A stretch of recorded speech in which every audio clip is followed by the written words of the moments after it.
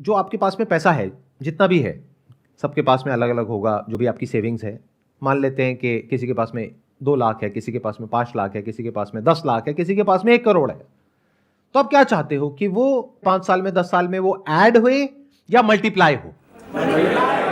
अगर आप अपना पैसा किसी बैंक अकाउंट में रखते हो सेविंग्स में और वहां पे आपको 4% इंटरेस्ट मिलता है, तो 10 साल बाद कितना हो जाएगा? नियर अबाउट 1.5 गुना। और अगर 7% ब्याज है तो डबल से थोड़ा सा कम। तो ये क्या हुआ? ऐड हुआ। लेकिन साथ साथ में ये जो पैसा आपका बढ़ा बैंक अकाउंट में, अगर आपने एफडी कराई, तो साथ साथ में इन्फ्लेशन भी तो बढ़ गया ना। तो ना आपने कमाया ना आपने गंवाया, अब वहीं के वहीं हो। तो अगर 15% से आपका पैसा ग्रो करता है अगले 10 साल तक, तो कितना गुना हो जाएगा? Near about 4 times. अगर 20% से करता है तो नियर अबाउट 6 टाइम्स। और अगर 25% से करता है तो नियर अबाउट 9 टाइम्स। और अगर 30% से करता है तो नियर अबाउट 14 टाइम्स। तो आप देख रहे हो कि जो इंटरेस्ट है वो 5% से बढ़ रहा है, लेकिन क्योंकि यहां पे कंपाउंडिंग बीच में आ गई है, तो जो रिटर्न है वो बहुत तेजी से मल्टीप्लाई हो रही है। तो देखने में इतना बड़ा फर्क नहीं लगता है, 20% और 30%, लेकिन रिटर्न में कितने का फर्क आया? 20% पे आपका पैसा हुआ 6 गुना और 30% पे हुआ 14 गुना। इसको मल्टीप्लिकेशन बोलते हैं। This is the way to multiply your money.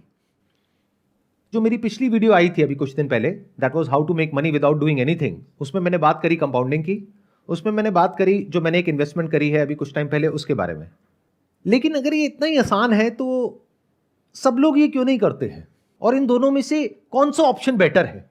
क्या म्यूचुअल फंड बेटर है या एक पर्टिकुलर स्टॉक के ऊपर पैसा लगाना बेटर है?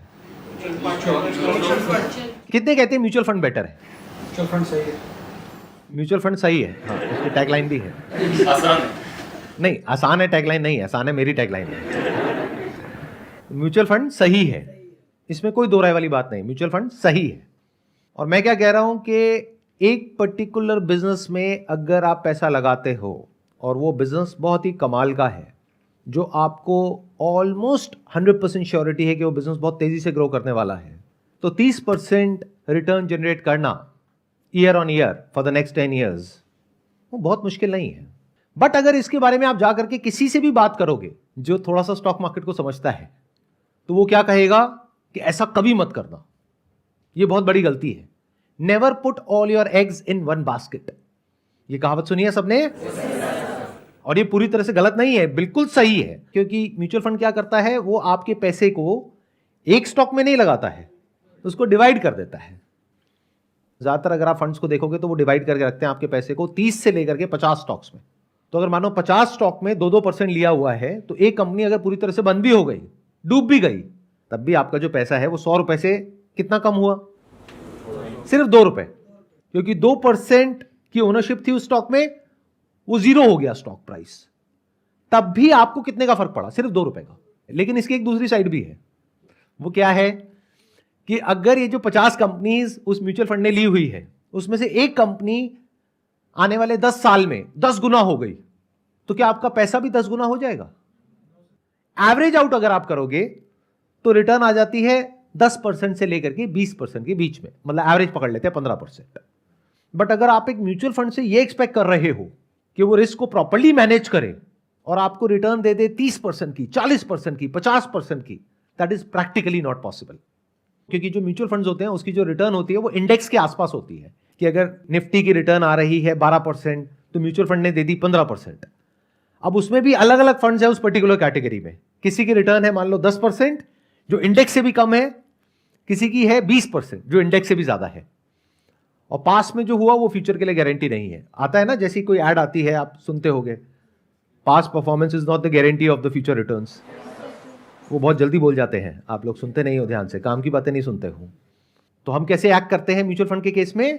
पास में देखते हैं कि उसने कैसा परफॉर्म किया, उसके बेस पर डिसीजन लेते हैं कि ये फंड बेटर है और इन्वेस्ट करते हैं। तो इसका एक बहुत बड़ा प्लस है तो माइनस भी है। प्लस क्या है? रिस्क कम है। माइनस क्या है? रिटर्न्स लिमिटेड है। अच्छा एक बात बताओ, अगर हम रिस्क को किसी तरीके से मैनेज कर पाए और रिटर्न बढ़ जाए, उसमें कोई दिक्कत है? तो रिस्क को मैनेज कैसे करते हैं? अगर ये हमको आ जाए, ये हम सीख जाएं, तो हम अपने पैसे को ज्यादा अच्छे से मल्टीप्लाई कर पाएंगे। तो do you want to understand कि डायरेक्टली अगर किसी स्टॉक में आपको इन्वेस्ट करना हो, किसी कंपनी में, किसी बिजनेस में इन्वेस्ट करना हो, तो क्या देखना होता है? जब भी आप किसी बिजनेस में इन्वेस्ट कर रहे हो या किसी स्टॉक में इन्वेस्ट कर रहे हो, तो सबसे इंपॉर्टेंट क्या होता है? फ्यूचर में देखना उसका कि कंपनी कैसे ग्रो करेगी। जैसे अभी ईवी व्हीकल्स का टाइम है, तो जितनी भी बैटरीज की कंपनियां है उसमें इन्वेस्ट करना ज़्यादा बेटर है। और जैसे जो कंपनियां का जो भी और उसके पार्ट्स मैन्युफैक्चर कर रही हैं ईवी कार्स के, तो उनमें बेनिफिट है आगे। ये जो भी कह रहे हैं, अगर आप कोई भी न्यूज़ चैनल ऑन करोगे जहां पे बिजनेस के बारे में बातें होती हैं, वहां पे इसी तरह की बातें हो रही हैं, इसी तरह की स्टॉक रिकमेंडेशंस आ रही हैं। यूट्यूब पे बहुत सारे चैनल्स हैं, उनकी आप बातें सुनोगे, वो भी यही बातें कर रहे हैं। ये मेरी थॉट प्रोसेस से बिल्कुल अलग है। मतलब मेरे हिसाब से ये तरीका बिल्कुल गलत है, क्योंकि फ्यूचर में क्या होने वाला है ये प्रेडिक्ट करना इज नेक्स्ट टू इम्पॉसिबल। कल को कोई ऐसी टेक्नोलॉजी आ गई जहां पर कि हाइड्रोजन से गाड़ी चलने लग गई, तो ये सारी ईवी इंडस्ट्री का क्या होगा? बिजनेस में पैसा लगाने के दो तरीके होते हैं। एक कि आप ऐसे बिजनेस में पैसा लगाओ जो फ्यूचर में कुछ होने वाला है। दूसरा, किसी ऐसे बिजनेस में पैसा लगाओ जो सदियों से था, आज भी है और हजारों साल बाद भी रहने वाला है। यानी क्या? एक बैंक। तो जब भी बिजनेस को चूज करते हो कि किस बिजनेस में पैसा लगाना है, किस में नहीं लगाना है, स्पेशली अगर आप एक बहुत बड़ी बेट ले रहे हो, तो you need to be 100% sure कि जो इंडस्ट्री है ये प्रूवन है, ये कहीं जाने वाली नहीं है। थोड़ा सा भी डाउट है तो आपको क्या करना होगा? या तो डाइवर्सिफाई करना होगा अगर खुद इन्वेस्ट कर रहे हो तो, या म्यूचुअल फंड के थ्रू जाओ। हम लोगों का क्या है, माइंड जो है ना वो बहुत ज्यादा एक्साइटेड हो जाता है ऐसी बातें सुन करके, ऐसी कहानियां सुन करके कि देखो इस स्टॉक में पैसा लगा दोगे तो आने वाले टाइम में ये होने वाला है, तो ये हो जाएगा। ये सबसे बड़ी गलती है स्टॉक मार्केट में, मेरे पर्सपेक्टिव से अगर समझा जाए तो। आपको देखना है कि क्या ऐसा है जो नहीं बदलने वाला है। Very important to understand. अब हम क्या कर रहे हैं, एक एक करके मैं आपको अपने पैरामीटर्स बता रहा हूं। मेरे 100 से ऊपर पैरामीटर्स हैं। कई कंपनीज हैं वहां पे 100 में से 10 में टिक होता है, कहीं 50 में होता है, कहीं पे जा करके फाइनली एक ऐसा स्टॉक मेरे को मिला है जहां पे 99 पे टिक हो गया है। वहां पर मैंने बेट ली है। इसका मतलब क्या है? जहां पे रिस्क ऑलमोस्ट 0% हो लेकिन रिटर्न की पॉसिबिलिटी बहुत ज्यादा हो। अगर ऐसा हो गया तो बिना कुछ करे, अगर आप एक्चुअल में कुछ नहीं करना जानते हो तो, अगर करने का कीड़ा है और कुछ कर दिया तो गड़बड़ हो जाएगी। मतलब क्या कि आपने एक शेयर लिया, आज मानो 50 रुपए का लिया, वो कुछ महीने बाद 100 रुपए का हो गया, तो आपके अंदर कीड़ा होगा, थोड़ा सा बेच देता हूं कहीं नीचे ना आ जाए। तो जहां आपने कुछ किया वहीं गड़बड़ हो गई। उस वक्त आपको देखना होगा कि क्या 100 रुपए में भी वो वैल्यू फॉर मनी है या नहीं है। क्योंकि मानो 50 रुपए का वो 100 रुपए हुआ एक साल बाद, अरे तो बिजनेस भी तो बढ़ा है ना, उसके फंडामेंटल्स भी तो बेटर हुए हैं। इसको एंकरिंग बायस बोलते हैं अगर साइकोलॉजी के पॉइंट ऑफ व्यू से आप समझोगे। मतलब क्या? जितने में आप खरीद लेते हो वही आपका बायस बन जाता है, वो एक एंकर बन जाता है।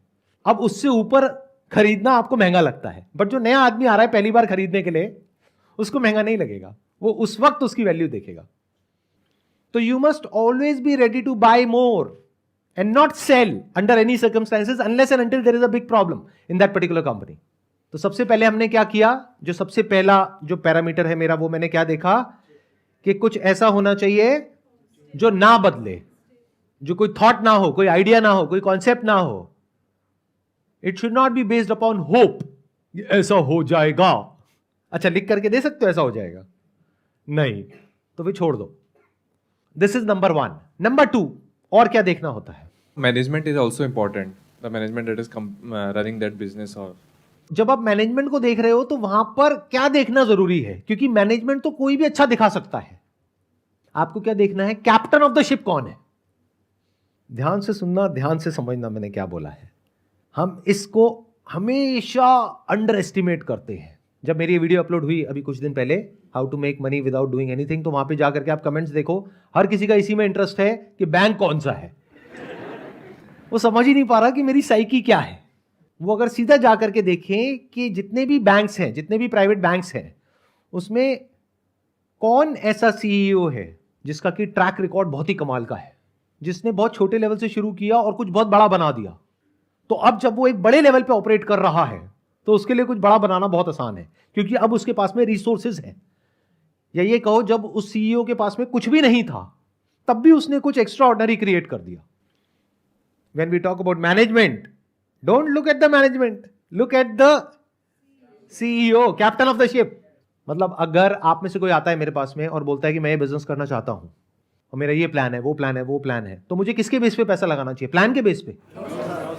मैं क्या देखूंगा वहां पे? सबसे इंपॉर्टेंट क्या है?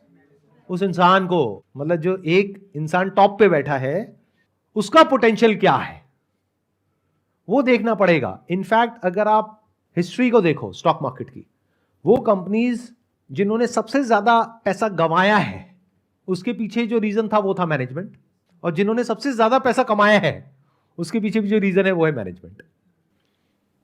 अगर जो कैप्टन ऑफ द शिप है यानी जो सीईओ है उसमें दम है तो ऐसा सेक्टर जहां पे इतनी ग्रोथ नहीं भी आ रही है वो वहां पे भी ग्रोथ निकाल लेगा। और अगर वो जो सीईओ है उसमें दम नहीं है तो उसको एक बहुत एक्स्ट्राऑर्डिनरी सेक्टर में ले आकर के बिठा दो, वो एक सेफ गेम खेलेगा, वो अपने आप को बचा करके चलेगा। और अगर ऐसी ही ग्रोथ चाहिए, यानी अगर आपको 15% ही चाहिए, तो उसके लिए तो म्यूचुअल फंड बेटर है ना। उसके लिए इतना बड़ा रिस्क क्यों ले रहे हो? अरे जब इतना बड़ा रिस्क ले रहे हो तो रिवॉर्ड भी तो बड़ा होना चाहिए।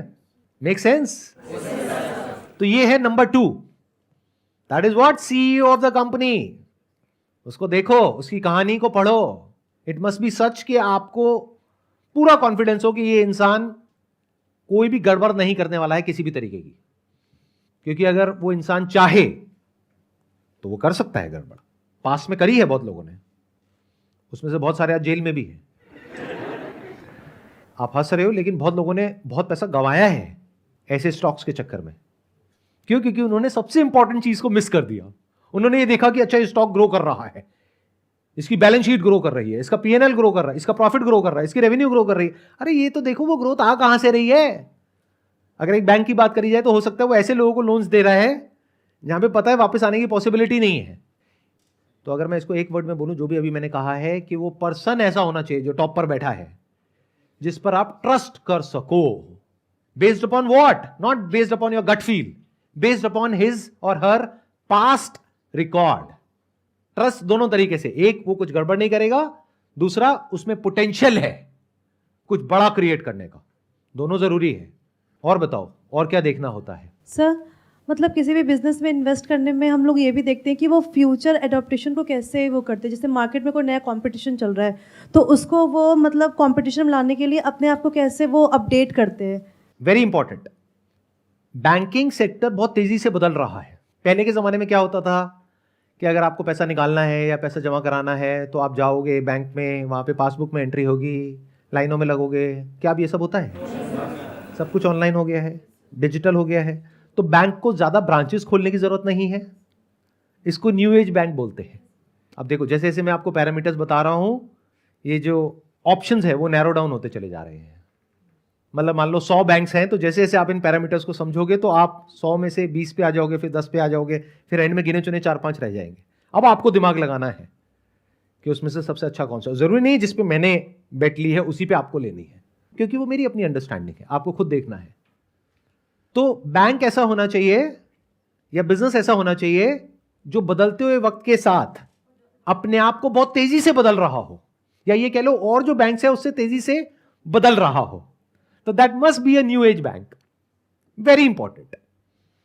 और एक बात आपको बताता हूं, एक है बैंक जिसका की मार्केट कैप है मान लो 5 लाख करोड़, एक है बैंक जिसका मार्केट कैप है 5,000 करोड़, एक है जिसका है 50,000 करोड़। तीनों में से बेटर कौन सा है? ये आपने बोला 5 लाख करोड़। एक पर्टिकुलर साइज पे जाने के बाद में जो फ्लेक्सिबिलिटी है वो कम हो जाती है, जल्दी से वो कोई चेंजेस नहीं कर सकते हैं, क्योंकि उनके छोटे से चेंज से भी एक बहुत बड़ा इंपैक्ट आता है ओवरऑल बिजनेस के ऊपर। तो वो एक बड़े हाथी के जैसा हो गया जो बहुत तेज नहीं भाग सकता है, और जो बहुत छोटा है उसके पास में इतनी स्ट्रेंथ नहीं है, इतनी बैकिंग नहीं है कि वो बहुत तेज भाग सके। तो जब मैं बात कर रहा हूं इतनी बड़ी बेट लेने की, तो मैं ऐसे बैंक पे नहीं ले रहा हूं जो कि 5 लाख करोड़ है जिसकी मार्केट कैप, क्योंकि 5 लाख करोड़ से 50 लाख करोड़ होने की पॉसिबिलिटी बहुत कम है। 5,000 करोड़ पे भी मैं बेट नहीं ले रहा हूं क्योंकि वहां पे रिस्क है। तो I am going with 50,000 crore के आसपास, क्योंकि 50,000 करोड़ से 5 लाख करोड़ पे पहुंचना अगले 10 साल में कोई बड़ी बात नहीं है अगर उस बैंक में दम है तो। अगर आप ध्यान से मेरी साइकी को समझोगे, मैं क्या कर रहा हूं, रिस्क को कम करता चला जा रहा हूं, लेकिन जो रिटर्न है उसको बचा करके रख रहा हूं। और ये समझ आ रहा है मैंने बैंक ही क्यों चूज किया। उसके पीछे कई रीजंस हैं। एक तो इसमें एंट्री बैरियर बहुत बड़ा है।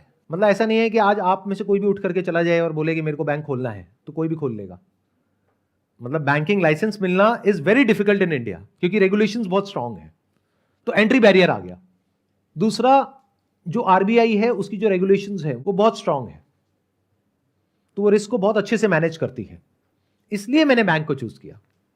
जब सेफ्टी की बात होती है, सिक्योरिटी की बात होती है, आपके माइंड में एक ही थॉट आता है, दैट इज एफडी।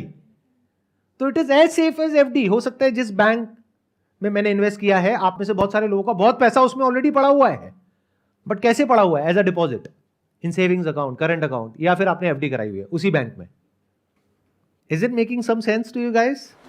मतलब समझ पा रहे हो ना मेरी थॉट प्रोसेस को? ये बहुत अलग है बाकी पूरी दुनिया में जो भी आप इधर उधर सुनते हो, देखते हो, उस थॉट प्रोसेस से बिल्कुल अलग है। Because I never go with the norm. जो सब कर रहे होते हैं वो तो मैं कभी भी नहीं करता हूं। जैसे वॉरेन बफेट ने कहा है, B fearful when the market is greedy and B greedy when the market is fearful. When को हटा दो, वेयर लगा दो। मतलब जहां पर मार्केट बहुत ज्यादा ऑप्टिमिस्टिक है, जैसे कि ईवी सेक्टर, वहां पे मैं बिल्कुल ही पेसिमिस्टिक हूं। और जहां पर मार्केट पेसिमिस्टिक है, यानी बैंकिंग में क्या होने वाला है, वहां पर मैं ऑप्टिमिस्टिक हूं क्योंकि अभी वैल्यूएशंस रीजनेबल लेवल पर है। और ये देखना होता है कि क्या वो बिजनेस अपने ऑप्टिमम लेवल पर पहुंच चुका है या फिर अभी वहां पर पहुंचने की गुंजाइश है।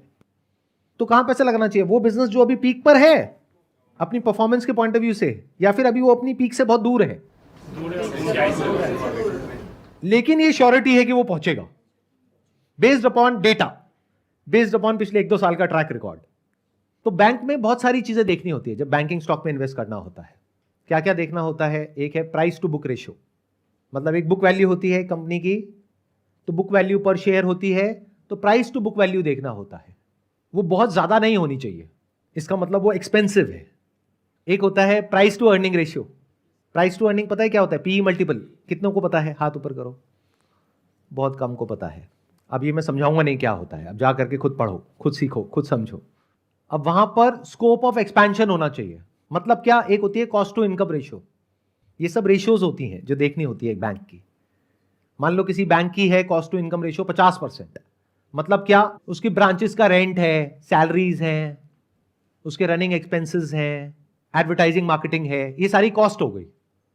तो कॉस्ट टू इनकम रेशियो अगर उस बैंक की ऑलरेडी है मान लो 50%, तो क्या ऐसे बैंक में पैसा लगाना चाहिए या किसी ऐसे बैंक में जिसकी अभी कॉस्ट टू इनकम रेशियो बहुत हाई है, लेकिन फ्यूचर में आने वाले 2-3 साल में, 5 साल में, 10 साल में धीरे धीरे कम होने वाली है, यानी उसकी प्रॉफिटेबिलिटी बढ़ने वाली है? ये बात कितनों को समझ आई है? हाथ ऊपर करो। जो बिजनेस होता है उसको वैल्यू किया जाता है बेस्ड अपॉन के आज उसकी जो प्राइस टू अर्निंग रेशियो है वो क्या है, आज उसकी जो प्राइस टू बुक वैल्यू है वो क्या है। तो अगर कोई ऐसा बैंक है जिसकी अर्निंग्स अभी कम है, कॉस्ट ज्यादा है, यानी कॉस्ट को ऑप्टिमाइज करने की बहुत गुंजाइश है और फ्यूचर में ऑप्टिमाइज होने वाली है, यानी उसकी अर्निंग्स बढ़ने वाली है, लेकिन आज वो जो मिल रहा है वो आज के बेस पे मिल रहा है, आज जो उसकी अर्निंग्स है उसके बेस पे, और आज उसकी अर्निंग्स कम है क्योंकि कॉस्ट ज्यादा है। फ्यूचर में उसकी कॉस्ट टू इनकम रेशियो कम होगी, अर्निंग्स बढ़ेगी, तो क्या वो स्टॉक एक्सपोनेंशियली ग्रो नहीं कर जाएगा? और क्या क्या देखना होता है अगर एक बैंकिंग स्टॉक में इन्वेस्ट कर रहे हो कि उसकी जो एनपीए रेशियो है वो क्या है। अब उसमें ग्रॉस एनपीए होता है और नेट एनपीए होता है, तो वो डाउनवर्ड ट्रेंड की तरफ होनी चाहिए। यानी क्या? क्वार्टर ऑन क्वार्टर अगर आप देखते हो तो वो नीचे की तरफ जानी चाहिए, ऊपर नहीं जानी चाहिए। एनपीए का मतलब होता है नॉन परफॉर्मिंग एसेट्स, कि आपने बैंक से पैसा तो ले लिया, वापस नहीं किया, तो वो कहां चला जाता है? एनपीए में चला जाता है। तो एनपीए टाइम के साथ साथ कम होना चाहिए। जो पोर्टफोलियो है वो वेल डाइवर्सिफाइड होना चाहिए।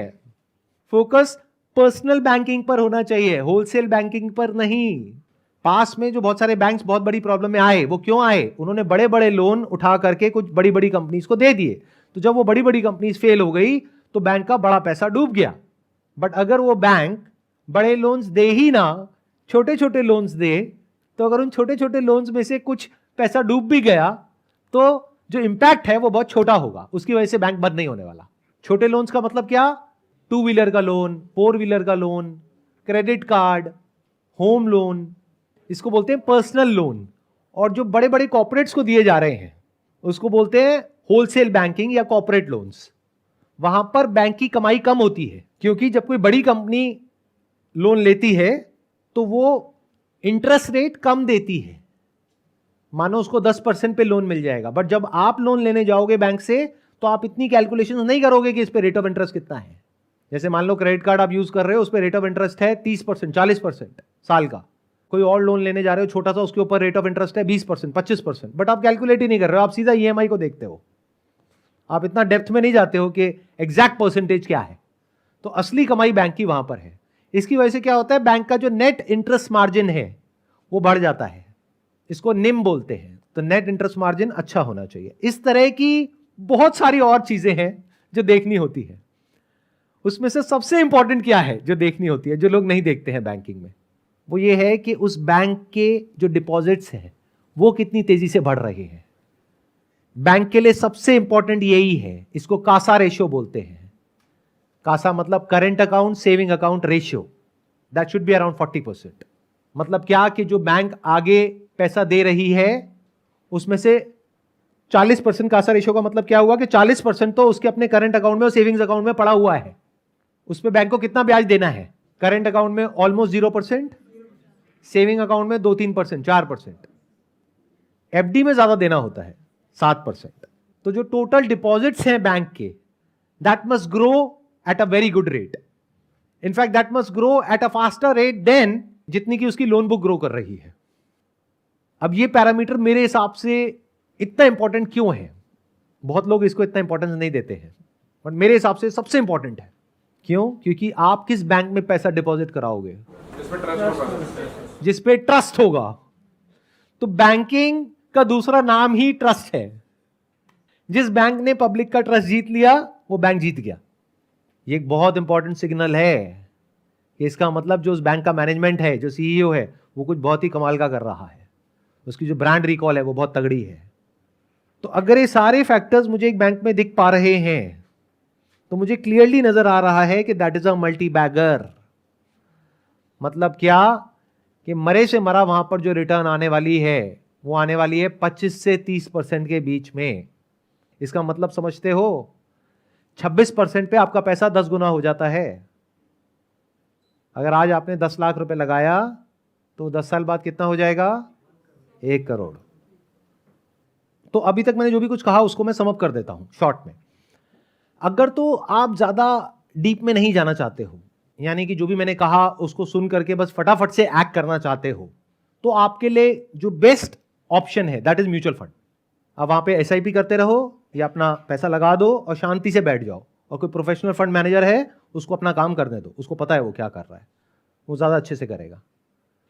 बट अगर आप बहुत डीप में जाकर के ये समझने को तैयार हो कि एग्जैक्टली क्या हो रहा है अलग अलग सेक्टर्स में, और अगेन जैसे मैंने कहा था अभी थोड़ी देर पहले कि ऐसा क्या है जो नहीं बदलने वाला है, उसमें अगर आप ढूंढ सको ऐसी कोई अपॉर्चुनिटी को और आप में रिस्क लेने की कैपेबिलिटी भी हो, तो there is a lot of wealth that you can create in the next 10 to 20 years.